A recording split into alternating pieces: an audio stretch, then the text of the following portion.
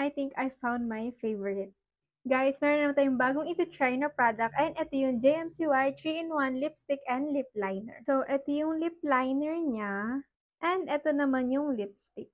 So, ito yung shade na DL03 and ito naman yung DL06. Nilagay pala ako ng concealer para makita niyo yung shade nila.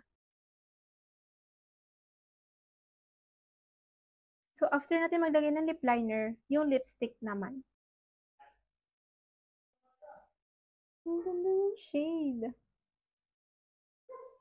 So, ito yung shade na DL03 and kung makikita nyo is para siyang light brown na medyo orangey and girl, ang ganda niya.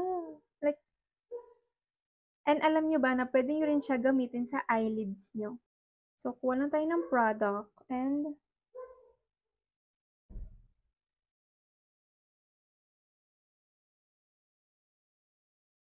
kita nyo yun. And napansin ko pa is super smooth niya lang i-apply sa lips. Like, nag-glide talaga siya and super pigmented niya. So, this is the shade DL06 and kung makikita nyo is mas darker siya, like dark brown. And girl, ang ganda talaga ng shade. Like, I think I found my favorite. Kaya if you're looking for a lip liner na may lipstick na pwede mo rin gamiting blush and eyeshadow mo, try this JMCY 3-in-1 lip liner and lipstick.